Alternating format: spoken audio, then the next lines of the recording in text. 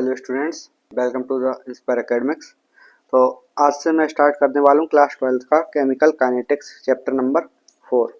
तो इंट्रोडक्शन समझ लेते हैं। सबसे पहले क्या होता है, देखो तो केमिकल काइनेटिक्स होता क्या है बेसिकली। तो एक ऐसी ब्रांच है केमिस्ट्री की जिसमें कि हम स्टडी करने वाले हैं स्पीड की, या फिर बोल सकते हैं रेट ऑफ रिएक्शंस की, रेट ऑफ केमिकल रिएक्शंस की। ओके, तो रेट ऑफ केमिकल रिएक्शंस की हम इसमें बात करते हैं।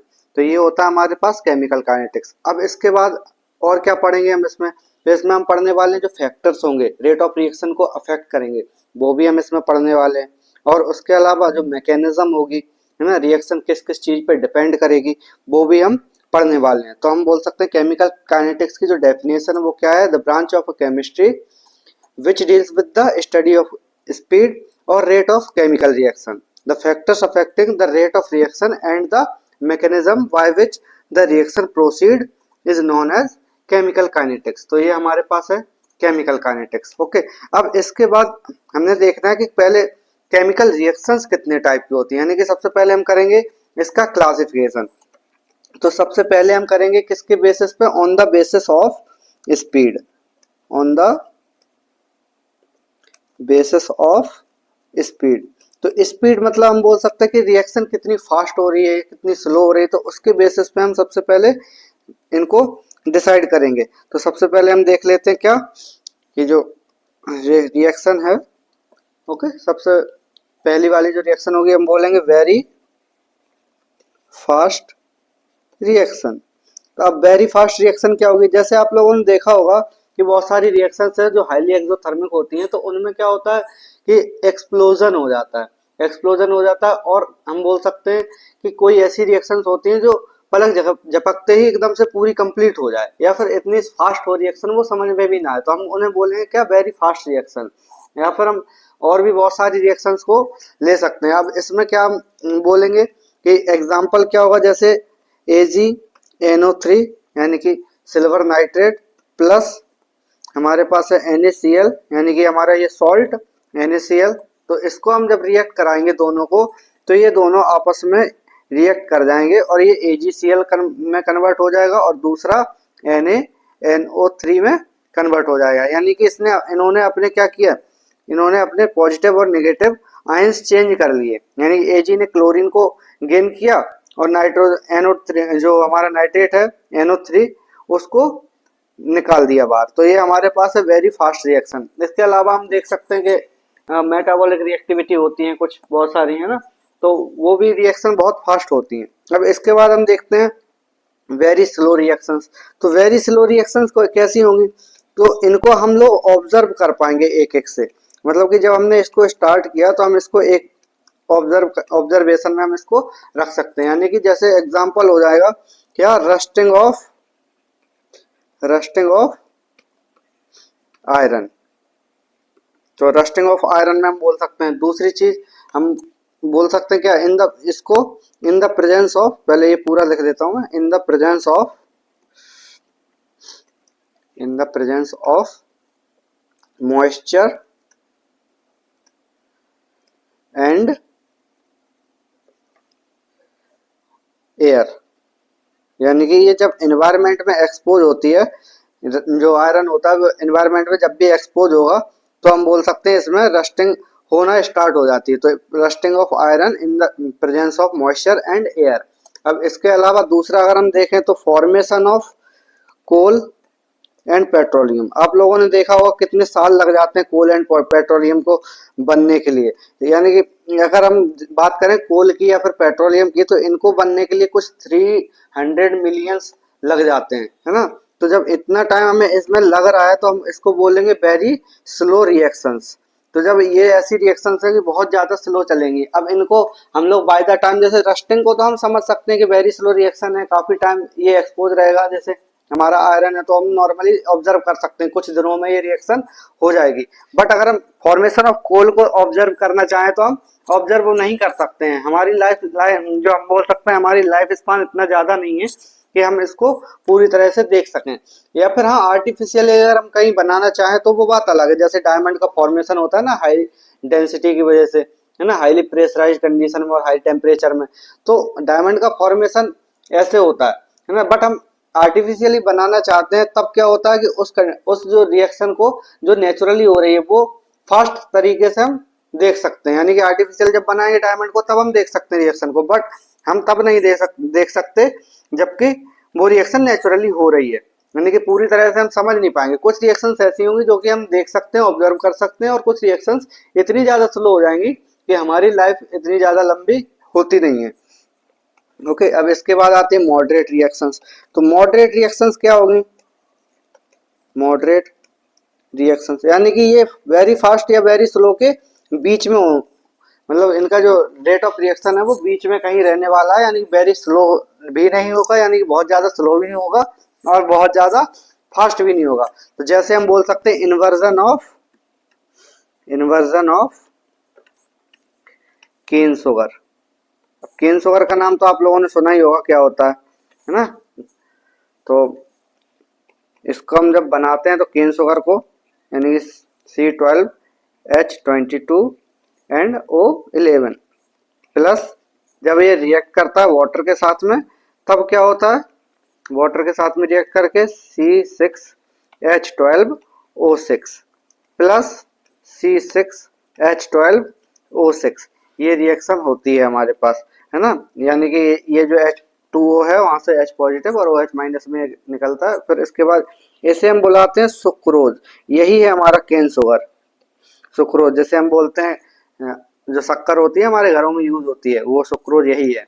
अब इसके बाद जब ये जो नेचुरल रिएक्शन होती है ना ग्लूकोज, और इसे क्या बोलते हैं फ्रक्टोज, तो जब ये कन्वर्ट होता है ये काफी स्लो रिएक्शंस होती हैं, या फिर हम बोल सकते हैं मॉडरेट रिएक्शंस होती हैं जो कि हमें एनर्जी प्रोवाइड करती हैं। यानी कि जब हम ग्लूकोज, ये जो सुक्रोज है वो हम कंजम्पशन करते हैं बॉडी में, तो ये थोड़ा सा टाइम लेते हैं, मतलब कि मॉडरेट रेट ऑफ रिएक्शन होता है इनका, और ये ग्लूकोज और फ्रक्टोज में कन्वर्ट हो जाता है। अब इसके बाद हम देखेंगे, ये हमने कर ली बात पहले classification on the basis of speed. अब इसके बाद हम बात करेंगे दूसरे टाइप से, ऑन द बेसिस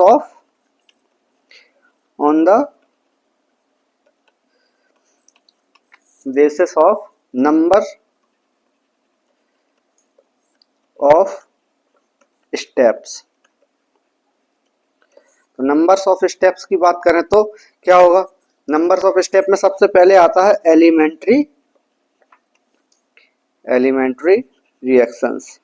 देखो ये, अब इनको हम ऐसे समझ सकते हैं कि ऐसी रिएक्शंस जो कि सिर्फ एक ही स्टेप में पूरी कंप्लीट हो जाए। यानी कि इसमें क्या होगा, जैसे ए रिएक्टेंट है हमारे पास और बी रिएक्टेंट है, तो ये दोनों C+D में एक ही स्टेप में कन्वर्ट हो जाएं, मतलब कि कोई सा भी बीच में, मतलब फर्स्ट स्टेप ये है और फर्स्ट स्टेप के बाद होने के बाद ये पूरा प्रोडक्ट में कन्वर्ट हो जाएगा, है ना।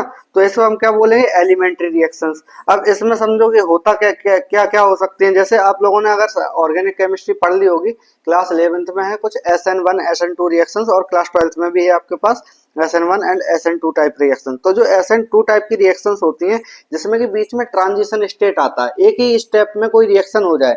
सपोज करो कि हमारे पास एक मॉलिक्यूल है, ये हम ले सकते हैं CH एंड इसके अलावा OH।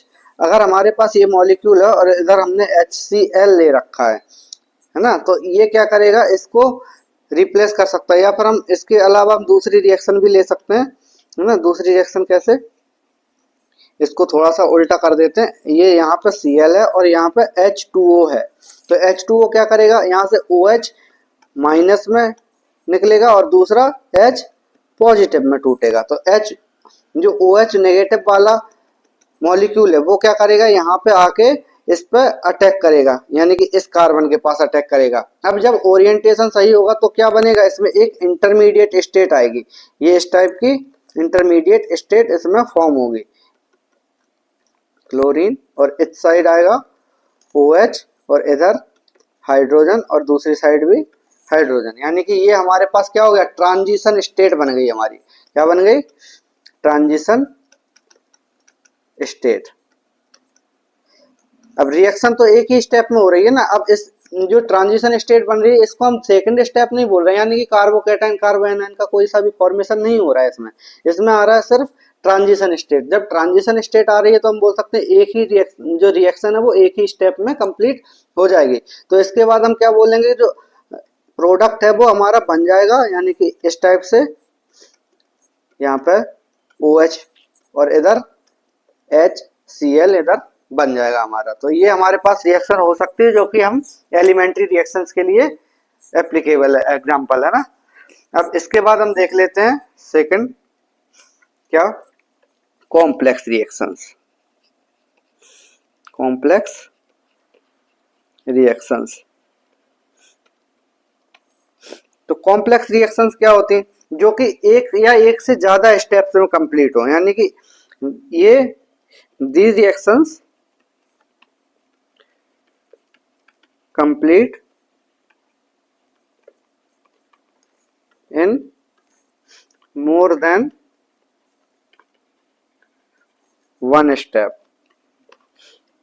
है ना, मोर देन वन स्टेप, यानी कि एक स्टेप में तो कंप्लीट नहीं होंगी, या फिर हम लिख सकते हैं क्या, और 2 स्टेप और मोर।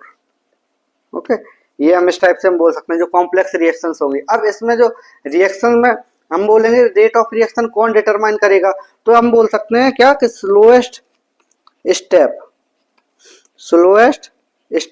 Of the reaction will be considered as क्या, rate determining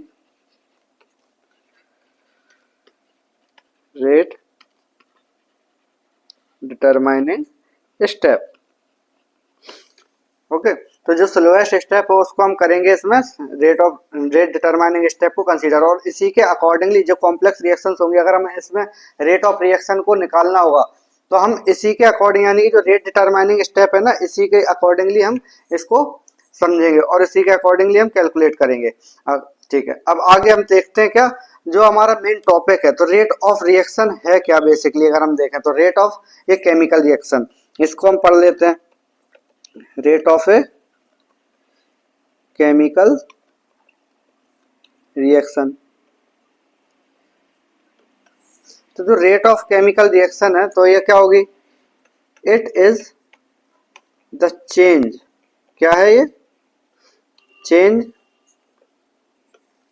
इन मोलर कंसंट्रेशन। ये आप लोग जानते होंगे मोलर कंसंट्रेशन क्या होता है ना,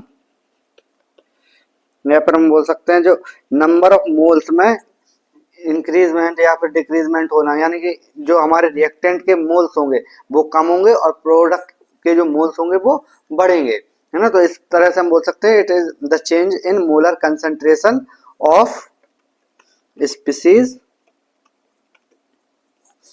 taking part in a chemical reaction. Okay, तो ये क्या हमारे पास, और ये किस पर डिपेंड करेगी, पर यूनिट टाइम, यानी कि ये जो रिएक्शन होगी रेट ऑफ रिएक्शन वो टाइम के अकॉर्डिंगली कंसीडर करेंगे। हम ऐसे नहीं कंसीडर कर लेंगे कि भाई 2 घंटे में कोई रिएक्शन हो रही है और दूसरी किसी को 4 घंटे लग रहे हैं तो उसकी रेट ऑफ रिएक्शन डिटरमाइन कर दो। अब हम रेट ऑफ रिएक्शन को डिटरमाइन कैसे करेंगे, अकॉर्डिंग टू द टाइम, कि मतलब 1 मिनट में या 1 घंटे में एक रिएक्शन इतनी हो रही थी, दूसरे 1 घंटे में दूसरी रिएक्शन कितनी होगी, उसी के अकॉर्डिंग तो हम कंपेयर कर सकते हैं। तो यानी कि टाइम के अकॉर्डिंगली हमें क्या करना है, इसकी रेट ऑफ रिएक्शन को डिटरमाइन करना है। अब हम समझते हैं इसको, एक हाइपोथेटिकल हम रिएक्शन ले सकते हैं, जैसे हमारे पास है रिएक्टेंट। रिएक्टेंट क्या हो रहा है, प्रोडक्ट में कन्वर्ट हो रहा है। तो जब रिएक्टेंट प्रोडक्ट में कन्वर्ट हो रहा है तो हम इसको बोल सकते हैं कि जो डेल्टा टी है, यानी कि टाइम चेंज कितना, मतलब जो टाइम होगा तो T2 माइनस T1, यानी कि इनिशियल टाइम होगा T1 और लास्ट में जो फाइनल टाइम है वो होगा T2, यानी कि ये हम बोल सकते हैं कि T2 माइनस T1 होगा जो कि टाइम लिया है, यानी कि चेंज इन टाइम हो गया T2 माइनस T1। इसके बाद जब हमारे पास ये रिएक्शन है, मतलब ये रिएक्टेंट है, तो क्या होगा, रिएक्टेंट का भी कंसंट्रेशन तो इंक्रीज और डिक्रीज होगी, है ना। तो R2 माइनस R1, यानी कि फाइनल माइनस इनिशियल। इसके बाद हमारे पास प्रोडक्ट की भी कंसंट्रेशन पे डिपेंड करेगा, है ना। तो प्रोडक्ट 2 और इधर minus P1, okay, P2 minus P1। और अब इसको क्या बोल रहे हैं हम, जो ये ब्रैकेट लगा रहे हैं ना, देखो टाइम के साथ में हमने नहीं लगाया है, बट इस इन दोनों के साथ में जो प्रोडक्ट है और रिएक्टेंट है उनके साथ में हमने लगाया है, तो हम इसे बुला रहे हैं molar concentration. Molar concentration. Okay, तो ये हमारे पास हो गए हैं कुछ रिएक्शंस के एग्जांपल्स। मतलब इससे हम ये समझ सकते हैं कि जो टाइम हमने कितना लिया, चेंज इन टाइम हो गया T2 माइनस T1। और हम दूसरी चीज अगर देखें तो रिएक्टेंट की कंसंट्रेशन में कितना डिफरेंस हो रहा है, हम बोल सकते हैं डेल्टा आर। और जो चेंज इन प्रोडक्ट कंसंट्रेशन, तो वो बोल सकते हैं डेल्टा पी। तो अब हम देखते हैं rate of disappearance of reactant, यानी कि अगर हम बात करें रिएक्टेंट के बेसिस पर, rate of disappearance of R यानी कि रिएक्टेंट, तो ये क्या हो जाएगा, इसको हम बोल सकते हैं डिक्रीज। डिक्रीज किस में होगा, डिक्रीज इन कंसंट्रेशन आर। दूसरी चीज अगर हम देखें तो टाइम टेकन, यानी कि टाइम के अकॉर्डिंगली कंसंट्रेशन में कितना डिक्रीज हो रहा है। अब ये डिक्रीज अगर हो रहा है तो इसको हम माइनस साइन से डिनोट भी करेंगे, यानी कि delta R upon delta T. Okay, इस टाइप से हम इस रिएक्शन को कर सकते हैं, यानी कि अकॉर्डिंग टू द रिएक्टेंट ये हम रिएक्शन को इस फॉर्मूले से इंडिकेट कर सकते हैं, delta R upon delta T, वो भी निगेटिव में। अब इसके बाद दूसरे जो हमारा प्रोडक्ट है उसके अकॉर्डिंग भी तो हमें लिखना पड़ेगा ना। अगर हमने रिएक्टेंट के अकॉर्डिंग लिखा है तो रेट ऑफ अपीयरेंस, अपीयरेंस ही तो होगा, मतलब कि जो रिएक्टेंट है वो कम हो रहा है, बट दूसरी चीज जो हमारे पास प्रोडक्ट है वो तो इंक्रीज होगा ना, क्योंकि वो जो रिएक्टेंट है वही तो प्रोडक्ट में कन्वर्ट हो रहा है। ऐसा तो नहीं है कि कुछ और बन रहा हो, यानी कि हम इस जगह पे मैं पी लिख रहा हूँ, ओनली प्रोडक्ट को पी से इंडिकेट किया है, तो इसको लिख सकता हूँ increase in concentration P divide by time taken. तो अब हम इसको क्या लिख सकते हैं, इसको हम लिखेंगे पॉजिटिव में, delta P upon delta T, यानी कि जितने टाइम में ये रिएक्टेंट प्रोडक्ट में कन्वर्ट हुआ तो उतना ही टाइम हम प्रोडक्ट को बनाने में लेंगे, यानी कि डिसअपीयरेंस की रेट डेल्टा टी के अकॉर्डिंग इतनी है, तो फिर डेल्टा पी की अपीयरेंस भी उतनी उसी के अकॉर्डिंगली हमें लेनी पड़ेगी। अब इसके बाद हम एक नोट ले लेते हैं, सबसे जो इम्पोर्टेंट है हमारे पास। तो इम्पोर्टेंस होता है क्या, the concentration of reactant decreases so it represents by negative sign। ये आप लोगों को मैं बताया, ऑलरेडी बता चुका हूँ, है ना। while the concentration of product increases so it represented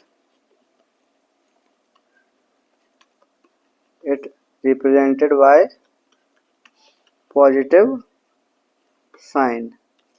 okay, तो ये हमारे पास हो गया नोट, यानी कि जो नेगेटिव साइन हम किसके लिए रिप्रेजेंट कर रहे हैं, जो कंसंट्रेशन के रिएक्टेंट की कंसंट्रेशन है वो कम हो रहा है, और हम कंसंट्रेशन ऑफ प्रोडक्ट की इंक्रीज कर रहे हैं, इसीलिए हम इसको पॉजिटिव साइन से डिनोट कर रहे हैं। अब इसके बाद हम इसको ग्राफ से समझ सकते हैं और अच्छे तरीके से। तो ग्राफ होगा ऐसे, देखो ये हमारे पास है कंसंट्रेशन ना, कंसंट्रेशन, और इस साइड चल रहा है हमारे पास टाइम। ओके, तो टाइम बोल सकते हैं कंसंट्रेशन बाय टाइम का ये ग्राफ है हमारे पास। अब इसके बाद हम इसको इस टाइप से बना सकते हैं, और दूसरा कैसे, ऊपर से नीचे की तरफ, यानी कि जो ब्लू लाइन है, ब्लू लाइन जो इंडिकेट कर रही है ऊपर वाली, ये होगी हमारे पास प्रोडक्ट की लाइन, प्रोडक्ट यानी कि कंसंट्रेशन देखो एट द टाइम जीरो कितना था, कंसंट्रेशन भी प्रोडक्ट की जीरो थी, है ना। अगर हम यहाँ पे देखें तो इस पॉइंट पे जीरो कंसंट्रेशन पे प्रोडक्ट कंसंट्रेशन जीरो थी। बट अगर हम वहीं दूसरी जगह देखें कि रिएक्टेंट की कंसंट्रेशन क्या है, तो रिएक्टेंट की कंसंट्रेशन यहाँ पे हाईएस्ट होगी जब at the point of zero, यानी कि जब रिएक्शन स्टार्ट नहीं होगी तो कंसंट्रेशन सबसे ज्यादा होगी। और बाय द टाइम अगर हम देखें तो लास्ट में लोएस्ट कंसंट्रेशन बचेगी रिएक्टेंट की। हो सकता है कि बिल्कुल खत्म हो जाए, अगर रिएक्टेंट पूरा प्रोडक्ट में कन्वर्ट हो जाता है तो यहाँ पे ये खत्म हो जाता है, बोल सकते हैं एकदम जीरो कंसंट्रेशन बचेगी लास्ट में। ओके, अब इसको हम क्या करेंगे नेक्स्ट क्लास में और अच्छे से डिफरेंट डिफरेंट ग्राफ से और अच्छे से पढ़ेंगे। ओके, तो आज के लिए हम इतना ही रखते हैं पहली क्लास में, तो मिलते हैं नेक्स्ट क्लास में। So like share and subscribe, thanks for watching.